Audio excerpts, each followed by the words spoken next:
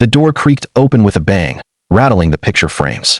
Madison stumbled in, her heels clicking unevenly on the hardwood, her perfume a stark contrast to the stale club smoke clinging to the air. A laugh, too loud and sharp, escaped her lips as she fumbled with the strap of her purse.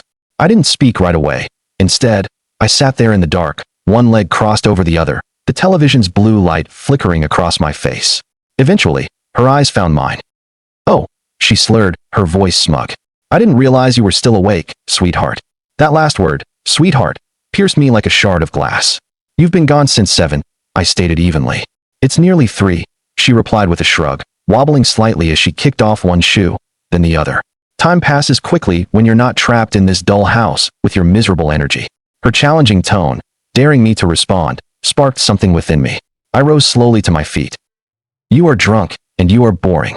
She plopped down onto the couch, legs sprawled out, acting like a defiant teenager challenging parental authority. "I just needed a break from your self-pitying attitude." My fists tightened, yet I kept my voice steady and cool. "You needed a break, so you blew the rent money at the Velvet Room, dancing with your new friends?" Madison threw her head back and laughed. "Rent money? Come on. Your pride is worth far more than that measly check you bring home every fortnight." If you're enjoying this story, don't forget to like, share, and subscribe to help grow our channel, and keep it alive for more dramatic stories that teaches awareness about cheaters and their subtle or not subtle signs. Now to the rest of the story. I took a step closer, my heart pounding. "That check covered your parents' mortgage for 2 years, and they still see you as a burden." She snapped back, her eyes now gleaming with malice. "Isn't that amusing?" The situation was anything but funny, especially considering I'd forfeited promotions to finance her boutique aspirations. I'd even sold my truck just to cover her mother's hospital bills. I once believed love meant sacrifice, but tonight, I finally recognized that I had been manipulated in a bad deal from the start. "You know what?" I said quietly, my voice low and cutting. "I'm looking forward to tomorrow." She tilted her head in question. "Oh, what happens tomorrow?" I held her gaze, my expression fixed and cold. "Divorce court." For a moment, she froze, just one heartbeat of silence. Then, she let out a venomous, mocking laugh that felt sharper than any insult. "You think I'm afraid of that?" she taunted, standing now, her ego barely holding her upright. "Do you believe I'll simply give you what you want? That I'll make this easy for you? Seriously, Daniel, you aren't leaving me. I'm already done with you." She spun around and slammed the bedroom door so violently the walls shook. I remained standing there, my hands trembling. This wasn't fear. It was something darker, something buried beneath years of compromise, guilt, and the second chances she consistently squandered. Outside, the cicadas hummed like static. Inside, I inhaled the profound silence she had left behind. I had a life before her, simple, yes, but honest. I worked construction under the brutal Texas sun, returned home with calloused hands, and ate dinner at a scratch table I'd built myself. Madison used to greet me at the door, barefoot, wearing one of my old shirts, smiling as if I were the only man on earth. But somewhere between her obsession with bottle service and my pursuit of stability, everything fractured. I knew tonight that what was broken could not be repaired. Let her laugh. Let her slam every door in this house. Because when she walked into court tomorrow, she would believe she still held the power. She was unaware I had already folded my cards and definitively walked away from the game. The courthouse smelled of aged paper and stale coffee. I sat on the hard wooden bench, my tie overly tight, my hands steady on my knees. Across the aisle, Madison reclined as if posing for a magazine, legs crossed, wearing sunglasses indoors, chewing gum, convinced of her victory. The true spectacle, however, was 2 seats over. Her parents, Marjorie and Wallace Whitmore, the type of people who only donate to libraries for the bronze plaque recognition. Madison's money was never really hers. That also goes for the car I let her use while she pretended to be an entrepreneur. Wallace offered a dismissive grunt and turned away, as though detecting a bad odor. Marjorie, dressed for a country club brunch, let out a loud sniff. "You've always aimed too high, Daniel. That is the fundamental problem. Did you honestly think marrying Madison would elevate you?" "I never wanted to be elevated," I countered. "I just wanted to be her husband." "It seems that role was beneath your daughter's capabilities." Her mouth twitched, but she offered no verbal response. Instead, she turned to Madison with that cold, small nod mothers give when they demand retribution.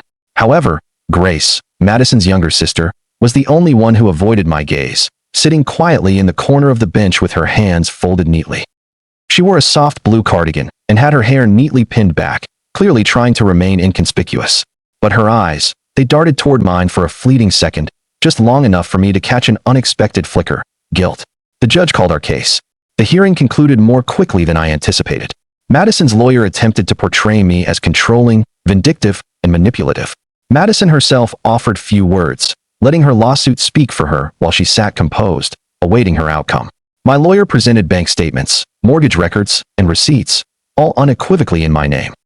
The room hushed as the judge leaned forward, her reading glasses resting low on her nose.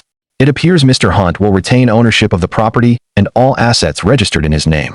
Mrs. Whitmore Hunt will receive monetary compensation for her contributions and retain ownership of her vehicle. The divorce is finalized as of today. Just like that, it was over. Madison didn't visibly react, though I noticed the tension in her jaw. Outside, the sky had become overcast, that classic Texan gray that hints at thunder but delivers only stifling heat. As we exited the courthouse, Wallace paused on the stairs. "This is not finished," he hissed close to my ear. "You have publicly humiliated my daughter." "No," I replied, stepping past him. "She accomplished that on her own." Grace walked by silently, but before joining her family at the car, she briefly glanced back, a swift flicker of her eyes. Then she was gone. I was still wearing the same boots I'd had on when I built the back deck. The same boots Madison once scorned as embarrassing. Ironically, those boots had outlasted our marriage. Sitting in my truck, I let out a breath I hadn't realized I was holding. This was not a victory, not yet, but it was definitely a beginning. They came hoping to see me squirm, to watch me collapse under their judgment. Instead, they saw a man who had already grieved the marriage and laid flowers on its grave. And maybe, just maybe, one member of the family perceived the reality. Not Madison, not her parents, but Grace. I hadn't even reached the bottom of the courthouse steps when I heard her voice. "I can't believe this." Madison's heels clacked rapidly against the pavement. "You seriously think this is fair? You get the house, and I get a car? Are you being serious, Daniel?" I continued toward my truck without turning around, treating the outburst as mere background noise. She quickly caught up to me, her manicured hand gripping my arm and yanking hard. "Don't you dare walk away from me. You owe me more than this." I finally stopped, turning to face her. "I owe you," I repeated, the words tasting foreign. "I gave you everything, my time, my labor, my reputation. And when that wasn't enough, you went searching for more, in clubs, at networking events, with people who asked no questions." She scoffed. "Oh please. This victim routine. Do you honestly believe anyone buys it?" "It's not a routine," I stated. "It's just the facts." She let out a laugh, but it was hollow now. "You think you've won? You think holding onto that pathetic house means you came out ahead? You will die alone in it, Daniel. You are not the prize you imagine yourself to be." "Perhaps not," I said, unlocking the truck door. "But at least I'm not still out here performing like the star of a reality show that was canceled 2 seasons ago." That remark hit hard. Madison's face flushed red, her mouth twisting as if she wanted to unleash something crueler, but she remained speechless. Instead, she spun on her heel and stormed toward her parents' car, the sharp slam of the door acting as a final, definitive period on our argument.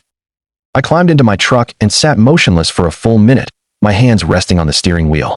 The sun streamed through the windshield. I watched their car drive away, Marjorie driving, Wallace glaring daggers through the glass, and Grace in the back, staring intently at the seat ahead as if it held all the answers. Once the road was clear, I finally started the engine, and for the first time in months, I turned up the radio. It wasn't loud, just enough to fill the suffocating silence I had grown accustomed to. It was nearly dusk when I arrived home. The house stood exactly as I had left it, same faded shutters, same porch swing with its familiar creak, but its atmosphere was different. It was mine. The house was now free of passive-aggressive notes on the fridge, thick clouds of perfume in the hall, and hushed late-night calls from behind a locked bathroom door. There was just peace. I threw the windows open wide, letting the fresh air flush out the old arguments, the quiet tears, and the debilitating fog of self-doubt. I moved through each room, feeling like I was rediscovering a version of myself I hadn't seen in years. The silence no longer felt painful. It did not accuse or demand explanations. It welcomed me back. I fixed myself a simple meal, a grilled cheese sandwich, tomato soup, and a cold beer. I ate on the porch, my boots propped up, watching the sun paint the sky orange as it sank behind the trees. Between the last sip of beer and the first chirp of the evening crickets, a strange realization settled over me. I wasn't angry, and I wasn't even sad. I was simply exhausted. It was a clean kind of weariness, the kind that follows the completion of an effort that required more resilience than I knew I possessed. That night, I lay in bed with the windows slightly open, the gentle hum of the street acting as a lullaby. No shouting, no door slamming, no cold space beside me filled with resentment. I slept better than I had in months. And when the morning sun crept across the ceiling, I didn't reach for my phone to check for non-existent messages. I just breathed. 2 days dissolved into a blur of quiet, fulfilling routines. I cleaned the gutters, mowed the lawn, and finally repaired the cabinet door that had hung crooked for 6 months. I did these things not out of obligation, but out of desire. The act of reclaiming your living space is about more than just rearranging the furniture. It's about reclaiming your sense of self. Then, on a warm Thursday afternoon, the doorbell rang. I opened it to find Grace standing there. She seemed small, out of place on my porch in her pale green sweater, sleeves pulled over her wrists like protective armor. Her eyes darted from the porch railing to the street before finally meeting mine. "I know this feels strange," she began softly, "but I didn't know who else I could talk to." I stepped aside and offered, "Would you like to come inside?" She paused, then nodded. I led her into the living room.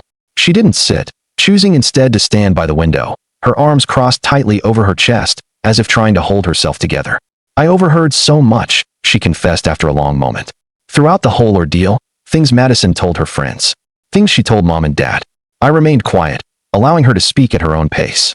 "She lied," Grace finally whispered, "about everything. About the reasons for your divorce, about what you did.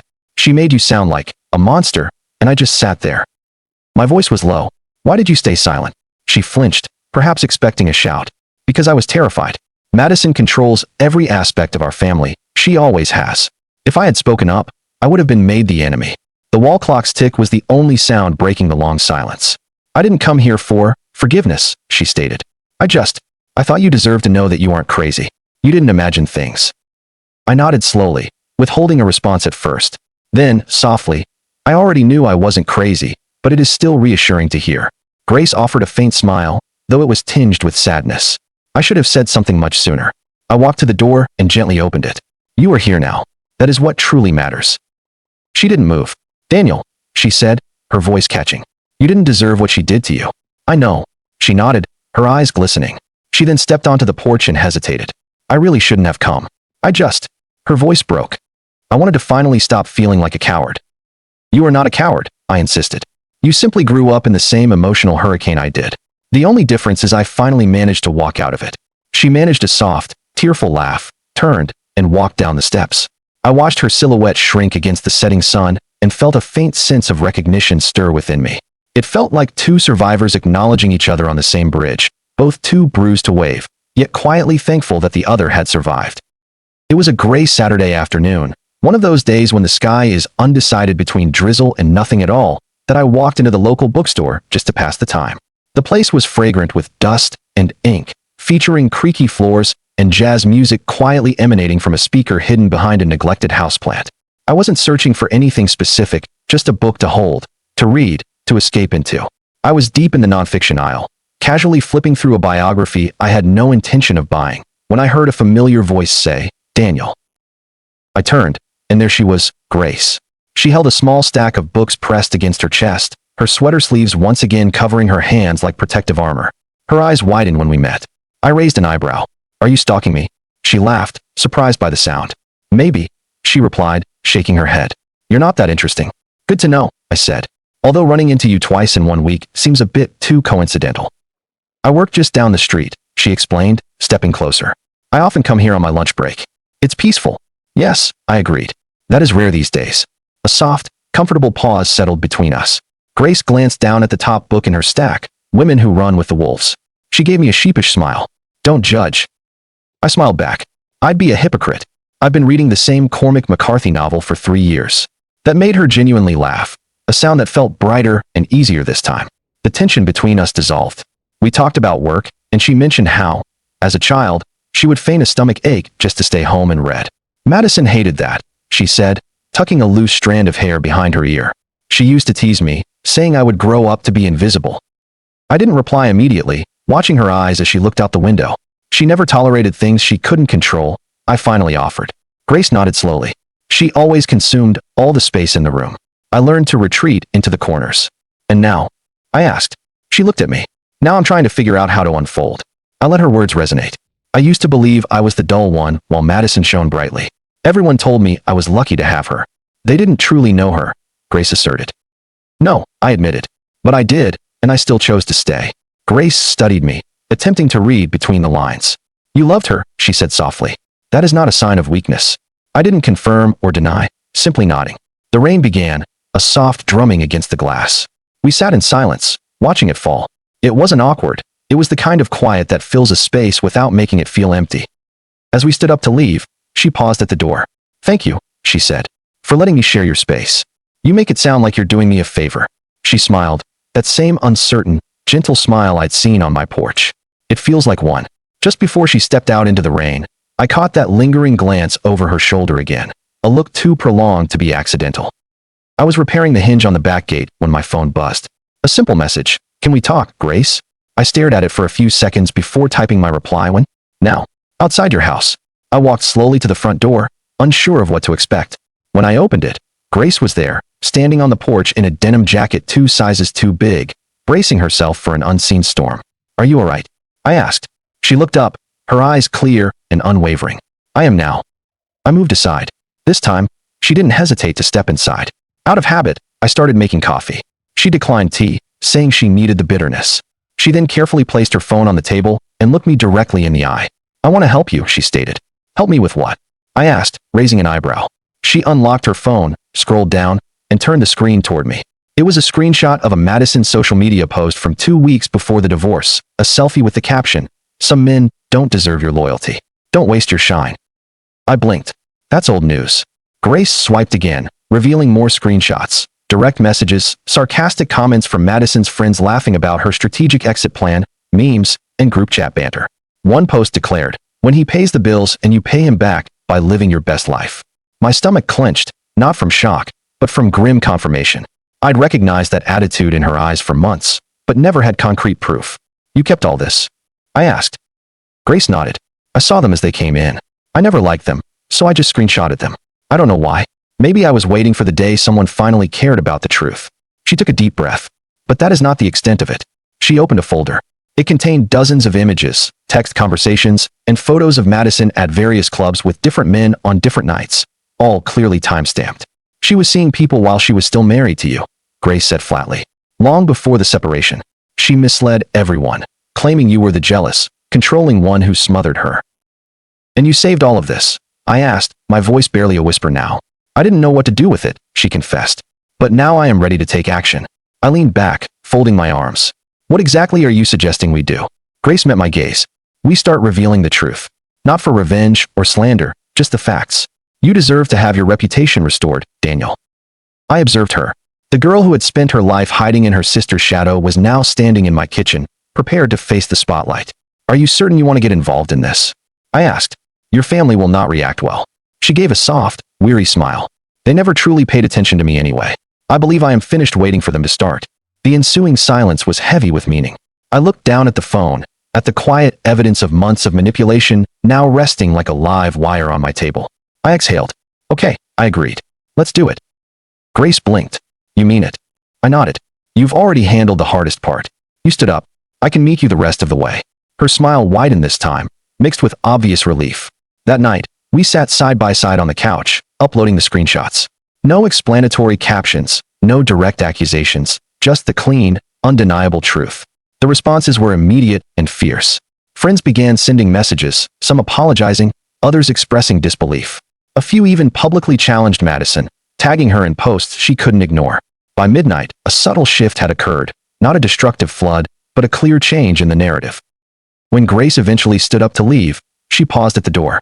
"I truly didn't think you would agree," she whispered. I looked at her, truly seeing her for the first time, not as Madison's sister, but simply as Grace. "You approached me with honesty," I told her. "That is more than I've received from anyone in a very long time." She nodded, lingered for another moment, then stepped out into the night. I closed the door behind her and leaned against it, my phone still buzzing in my pocket. This felt less like revenge and more like restoration, and it had only just begun. She called me around noon. Her voice was shaking but eerily calm, the kind of mix that signals an explosion has already happened and you're just being pulled into the aftermath. "I told her," Grace said. I sat upright on the porch swing. "You told who what?" "Madison," she whispered. "I told her I was done protecting her, that I helped post everything, that I had the screenshots." My gut tightened. How did she react? Grace let out a humorless laugh. She was screaming so loudly I thought the walls would shake, accusing me of ruining the family and trying to steal her spotlight because I was jealous. "And your parents?" I asked. "They supported her, as always. They said I was overreacting. They said you manipulated me." I remained silent, not because I lacked words, but because no words felt sufficient. She told me I was dead to her, Daniel. Grace's voice cracked slightly. She said if I ever dared to show up at Thanksgiving, she would throw the turkey directly at my head. Despite the gravity of the situation, I released a soft exhale that was a hybrid of a sigh and a laugh. Well, I guess that spares you a terrible meal. She was silent for a moment. Then, I'm scared. Those two words were more piercing than any insult Madison could have devised. I sat up, leaning forward. You have done nothing wrong, Grace. I know that, she replied, her voice softer now. But knowing it doesn't make the situation any easier. I looked out at the yard. The wind had picked up, scattering leaves across the lawn, much like the messy, loud, uncontrollable chaos of the last few months. I apologize for dragging you into this mess, I said, catching myself by surprise. You didn't drag me, she countered. I walked in. Another pause. Then she whispered, was it all worth it? I didn't answer right away. She let the question hang. I just really needed someone to validate that, she admitted. You are no longer alone, I told her, and I meant every word. After we hung up, I sat, contemplating the weight of her choice, my choice, and the tremendous cost for someone like Grace, who had been quiet, loyal, and invisible most of her life, to finally speak up. She didn't do it to rescue me. She did it to stop dissolving. And perhaps, that single act made her the strongest person among all of us. It was just after midnight when my phone buzzed again. Grace, I need to show you something. Can I come over? I stared at the message for a solid minute before typing back. Doors open. When she arrived, she didn't bother knocking. She just walked in, as if she belonged. She looked strained, exhausted, but also like someone who had ceased fleeing. She didn't sit down. Instead, she handed me her phone, the screen unlocked, her fingers trembling slightly. I found this when she forgot to log out of her backup account, she explained. She used it to communicate with the men she was cheating with. I initially refused to believe it, but it's all here. I scrolled through the messages slowly, Madison's texts, photos, dates, and timestamps stretching back months, long before the divorce was ever mentioned. The conversations were saturated with flirtation, lies, and invented tales about how cold and suffocating I had become. The unfiltered truth was finally laid bare. I looked up at Grace. Her eyes were teary. I should have told you much sooner, she whispered. I had these for a while, but you were finally doing better, and I didn't want to jeopardize your progress. I didn't want to be the reason you fell apart again. Holding the phone, I inhaled slowly. You were attempting to protect me. She nodded. Even if I was overstepping. I shook my head. No, you were right to wait, and you're right to show me now. She collapsed into the chair opposite me, folding her arms tightly. I am terrified of what comes next, she admitted. Madison is already threatening to escalate the situation, and I doubt I have the strength to endure the crossfire indefinitely. I set the phone down. You do. Grace searched my face, looking for reassurance beyond my simple words. I leaned forward. You are not the same woman who showed up on my porch, afraid to use her own voice. You have demonstrated more courage in 2 weeks than most people show in a lifetime. She blinked, tears now falling freely. I just couldn't carry that secret any longer. You aren't carrying it anymore, I confirmed. Not alone. She stayed for a while longer. We didn't exchange many words after that. Sometimes, you don't need additional conversation. You simply need someone to sit with you beneath the weight of it all. When she finally rose to leave, I walked her to the door. She paused at the threshold. Are you angry? She asked. I shook my head. Not at you. Her lip trembled, and for once, she didn't try to conceal her vulnerability. Good night, Daniel. Night, Grace. I watched her walk down the path and vanish into the darkness. When I closed the door, I locked it, not to exclude anyone, but to finally seal the truth safely inside. The morning arrived with a heavy atmosphere. I was midway through making coffee when I heard the front door handle jiggle, then slam open like a sudden storm. Madison stood in the doorway, her hair disheveled, her eyes bloodshot, suggesting she hadn't slept in days. Do you think this is funny? She shrieked. Do you honestly believe humiliating me online will turn you into some kind of hero? I didn't react. I just took a slow, deliberate sip of my coffee. Good morning to you, too. My sponsorship deals are collapsing. My parents are asking questions I shouldn't be forced to answer. I set my cup down and leaned against the counter. You mean questions like, when exactly did you start lying to everyone around you? And why did your sister have to be the one to finally reveal the truth? Her head snapped up. Where is she? I paused. Who are you referring to, Grace? She shouted. Don't play dumb with me, Daniel. She is the reason this entire situation has blown up. She stole my phone, my screenshots, my entire life.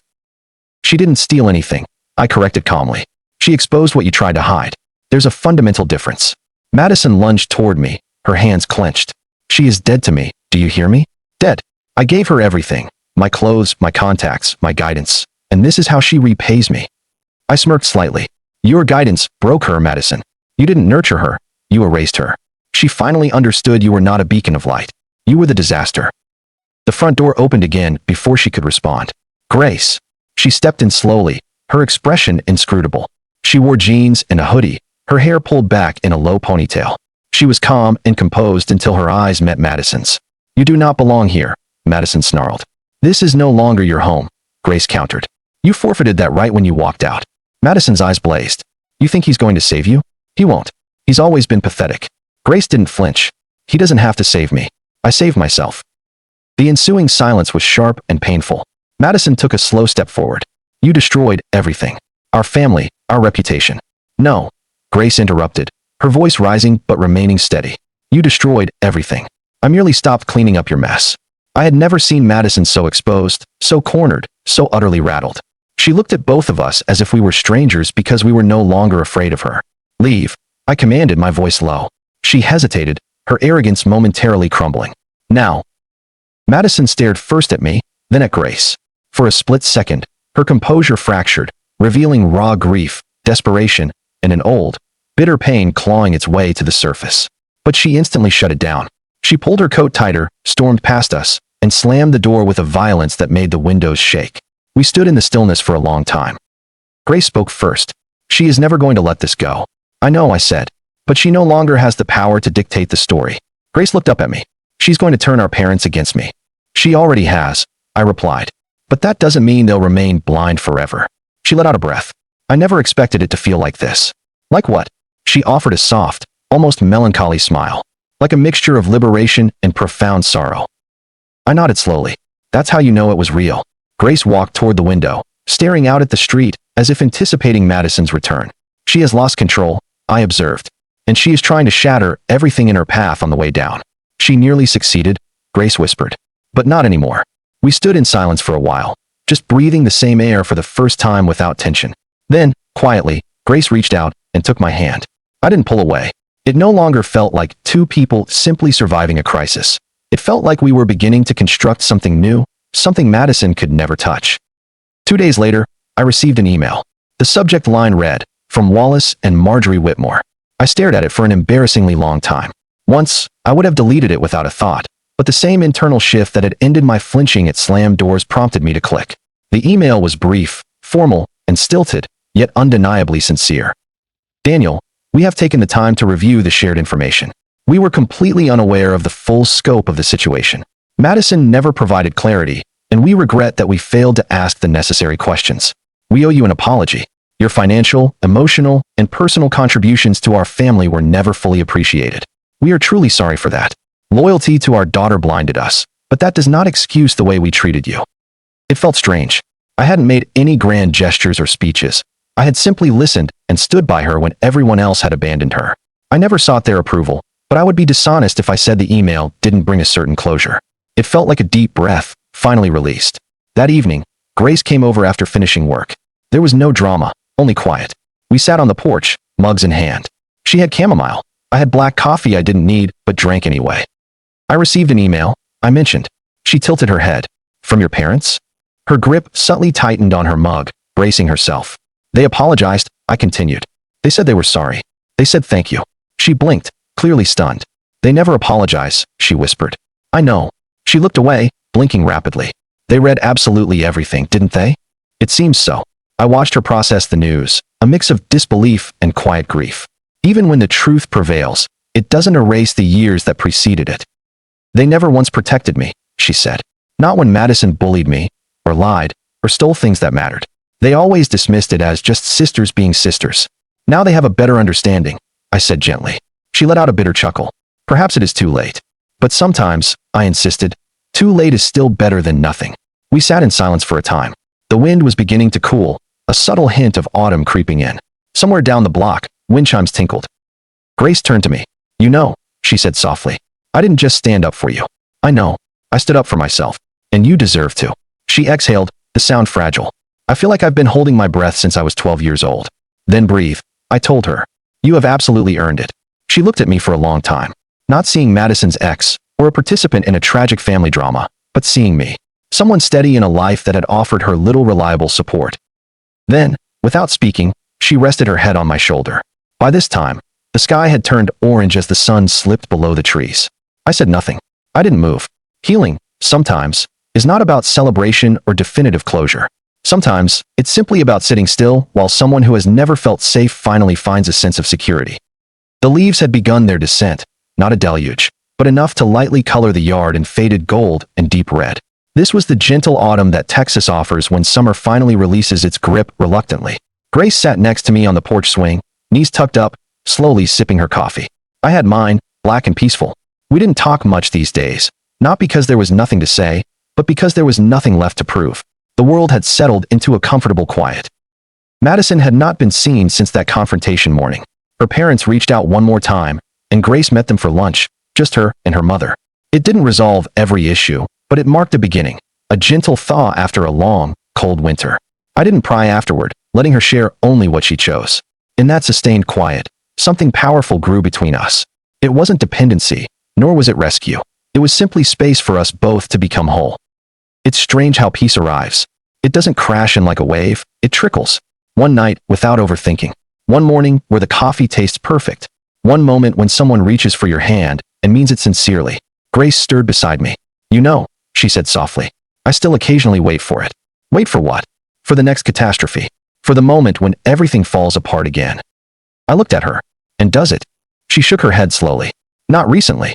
We watched a squirrel dash along the fence, dragging something it likely didn't need, but couldn't let go of. I used to believe justice was a loud event, she mused after a while. Like courtroom spectacle or a public apology. But now I think it's just the quiet triumph of truth finding a place to finally settle. I smiled. That sounds like something you'd find in one of your books. She leaned against me. You were once a chapter in Madison's story, she whispered. But that's no longer who you are. I looked out at the yard, where the wind stirred the trees. And you? I asked. She smiled, resting her head on my shoulder.